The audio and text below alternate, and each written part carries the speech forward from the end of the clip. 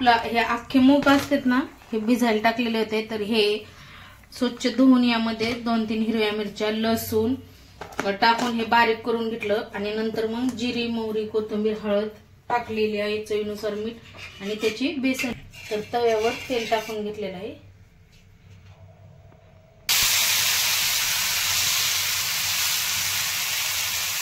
खूप छान आणि चविष्ट लागते ही पोळी आणि पौष्टिक पण.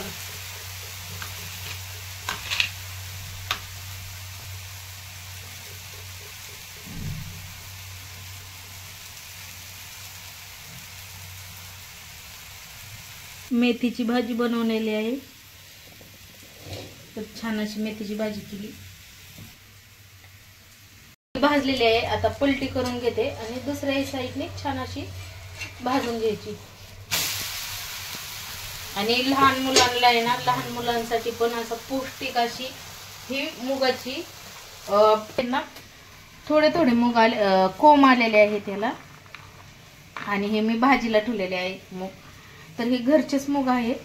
आणि मग ही कोंब आलेले मूग ते असेल तर मग मिरची नाही टाकायची, बाकी जिरे, हळद थोडीशी, कोथिंबीर, लसूण थोडासा टाकायचं. आणि छान अशी जाळीदार पोळी आणि खायला तर खूपच छान लागते.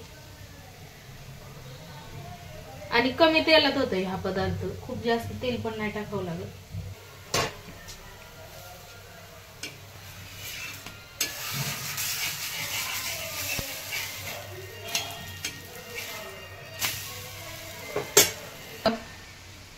छान असं दही बनवलेलं आहे, पाहू शकता. छान दूध तापून आणि याच्यात आपले दह्याचे 2 चमचे टाकून रात्रभर ठेवले तर खाण्यासाठी दही हे तयार आहे, पाहू शकता. आणि आंबट पण नाही आणि ताजं ताजं दही. आणि इकडं दुसरं तापून ठेवलेलं आहे, आणखीन तापवायचं आहे.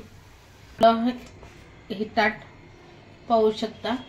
बाजरीची भाकर, अख्ख्या मुगाची भिजलेली हे वाटण करून मुगाची ही बेसन पोळी आणि मेथीची भाजी आणि जवसाची चटणी आणि त्यासोबत थंडगार असं दही खाण्यासाठी